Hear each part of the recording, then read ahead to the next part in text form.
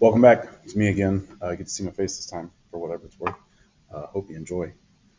Um, we have completed the brainstorming process for making our game, where we said I'm going to make a modification on this game that I like. A lot of you guys chose War, we chose Yahtzee, we chose all those different types. Battleship was another big one. Now we've done the design or the drafting process, excuse me, as well. And so we've gone through and we've kind of come up with a rough sketch in our head and put it down on paper and turned it in on Google Classroom. So that we now kind of have an idea visually of what this game is going to look like and what it's going to contain and what it's going to be and what all we need for it. Now we need to actually go about creating the game, the physical, actual game.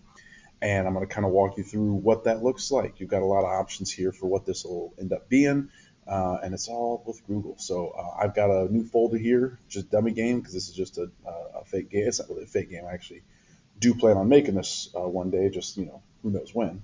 But I've got a new folder just for this, and I'm going to just create a new file. Now, I'm going to start with Google Slides because that's what I work with the most when I'm making these games. And these are the games I use for all my classes. I usually make them in Google Slides because it's an easy way to, create in a blank canvas and put shapes and pictures and all that kind of stuff in so that I can make a game that looks like a game. And it's always nice when you're making a game that actually feels like a game when you're done. The first thing I need to do if I'm using Google Slides is I need to adjust the page size because this is not a sheet of paper. It's a little bit smaller actually, and the dimensions aren't right. So I click on File and Page Setup, and I don't want widescreen. I want custom, and I want to make it either 8.5 by 11 or 11 by 8.5. This game, I'm going to have it be landscape. So I want the width. You'll see it says width here. I want that to be the 11, and I want the other one to be the 8.5. That's my length, or my height, excuse me. And then once I do that, if I did it right, it's got a landscape sheet of paper there now for me, okay? That's really important that you do this step first because otherwise you're going to go to print it and it's going to look like crap because it's going to shrink and crunch or cut stuff off at the edges. And it's a simple thing to fix at the beginning. It's really difficult to fix after you've got everything in. Trust me, I've done it. So first things first, adjust your page. Then I'm going to get rid of this because I don't need that for this one. And then I'm going to start making out my little golf course. Now I'm going to create that kind of roll and write deal where I've got a bunch of little spaces, kind of like chutes and ladders. So I'm going to click shapes and I'm going to get me a old rectangle and I want squares. So I'm going to kind of start dragging out and I could make these little rectangles, but what I want is squares. So if I hold down shift, I can make little squares and there's a square. And now what I want to do is I want mine to be white. So I'm just going to do a fill of white. And now I have a little black square. And for now, what I'll do is I'll copy it and I'll paste it. And I'm just using Control C to do copy and Control V to paste for those of you who don't know. Or you can just select it and copy and then right click, paste, and then drag it like that. And you'll notice that Google Slides is really good about um, lining them up for you so that they get centered and everything's the same size and so on. Now, what I hope you also notice is a little trick that I use. When I have to make a lot of little squares, I copy one, then I copy two, then I copy four. It just makes my copy and paste job a whole lot simpler. Now, can you copy them each one individually?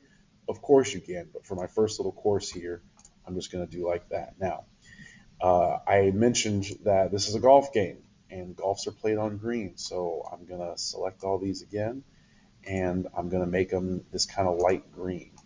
But then I've also got some spots that are going to be the rough, so I'll make those a darker green. And some spots are going to be sand, so I can make that kind of tan. And, let's add a couple more squares here. I'm going to copy these two because they're already green. And there we go. And then what I can also do is I can add those icons, right? So I can say T, because this is where the T is. I can even spell out T if I wanted to. And then I can put an R here for rough. And I can double click to put a S for sand. I'm just double clicking on these, so I'm not doing anything fancy. And then I'll put an H here for hole. And I don't like how that looks. So what I'm going to do next is I'm going to select all these again, and I'm going to make that letter bold, and I'm going to make it bigger. That's about big enough. And then I want to center it. So I'm going to click on these buttons right here where it says align. I don't know if you guys saw that, right? It says align. And I want to center it from left to right. And in that same spot, I can also make it so that it's centered top to bottom, or always at the top, or always at the bottom. I like it back in the middle where it was. And now I've got these nice centered letters showing me where my different hazards and my hole is and where my T is. Then I got to make the other course coming back the other way, so I'm just going to copy it and paste it again. And then I drag it over here, okay? But now I need this to be the T, excuse me. I need this to be the T, and that would be the sand in the rough, and then this would be the hole. And again, I'm calling it dummy game because I would spend a little more time on this. Oops. Oh, wow, what am I doing? Woohoo! There we go. Aha. Spend a little more time on like actually plotting out this to make it a little more interesting than just going back and forth in perfectly reverse order. But that's kind of the idea here. Now, some other tools that can be helpful. Let's say that I don't want to accidentally do this and drag one of my squares out. I want them all to stay together. By the way, that was Control Z to undo, just another little tip. But what I can also do is if I select all of these, okay, I can right click and I can group them, okay, right here. And what that does is I click on one of the boxes and that locks them all together so they all stick together, which can be really helpful.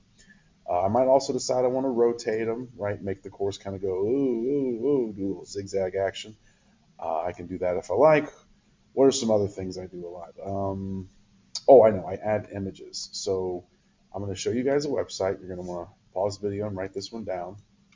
It's called gameicons.net. And this site, I think some of you guys will really like if it loads. There it is. They've got 4,131 free icons. They're all under what's called the Creative Commons license, which means you're allowed to use them for pretty much whatever you want. You just have to say who gave it to you or who made it available. Most of them are made by whoever Lork and Delapuy, this fella, or young woman, whoever these guys are who put these together. And yeah, you can search. So if I look for, say, golf, I can see what they have for golf. And son of a gun, there's a golf flag. And I can play around with the colors. It's a little tricky working with the colors. You'll have to play around with it.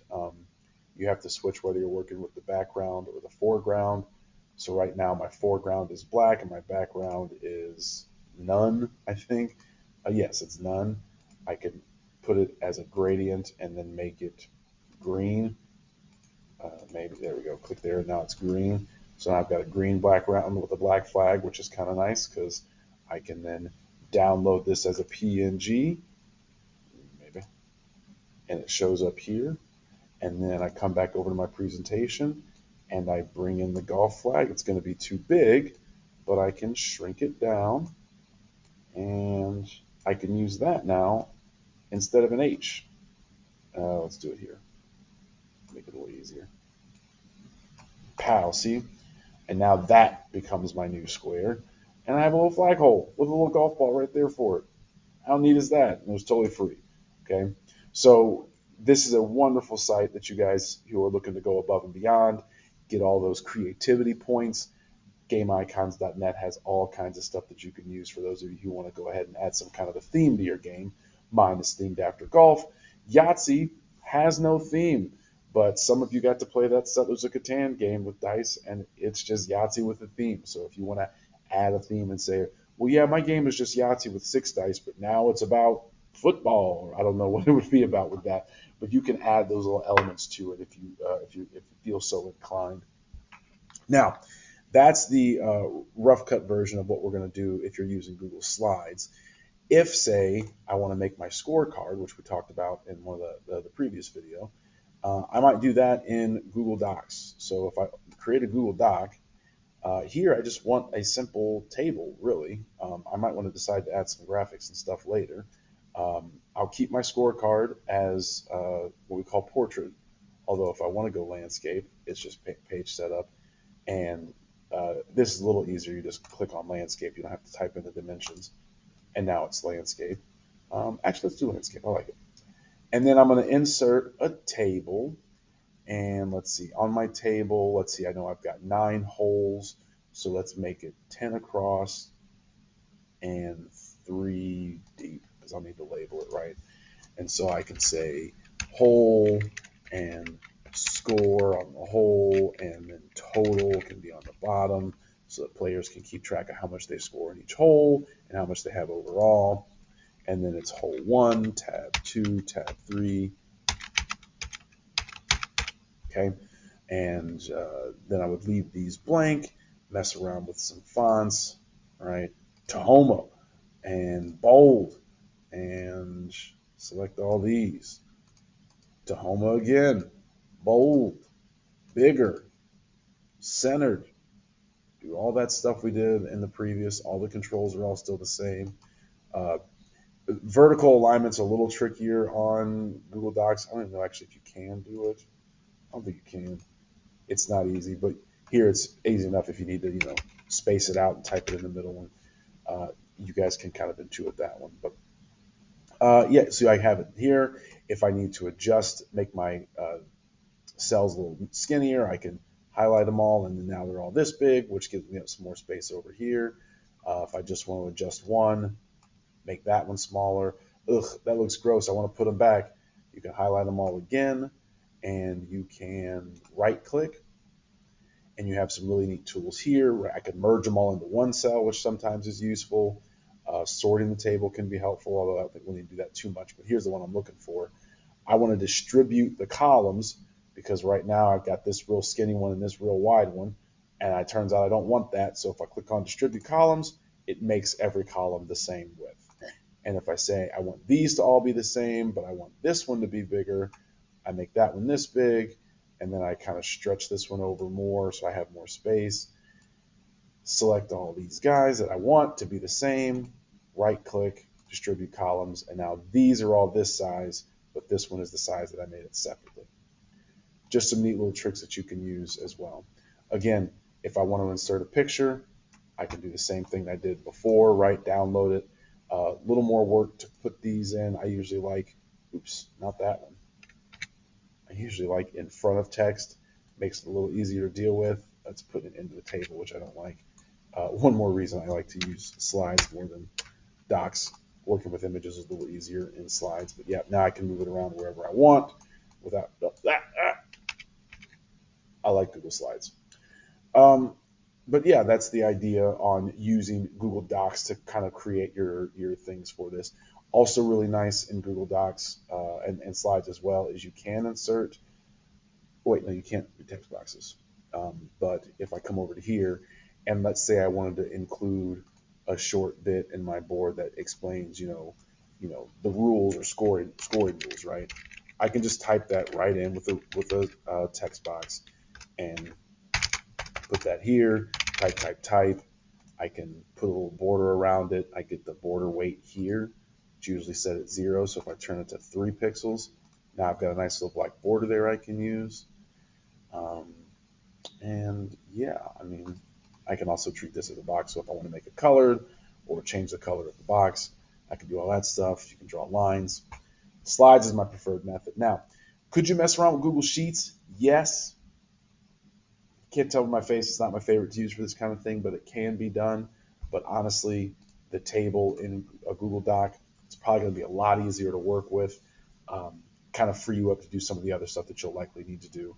Sheets is great when you need to do calculations, but if you're just making a design, Docs or Slides is going to be your best bet. So I don't want this to go on too long. I just want to give you guys kind of a feel for the kinds of stuff you can do in this. Obviously, your creativity is going to take you places that maybe mine wouldn't, and that's great. But I want you to see kind of how this looks, get an idea for what you can do, and then let you loose to go do it. So before I talk any longer, make this video any longer, I love you guys and good luck. Have fun with this creation process.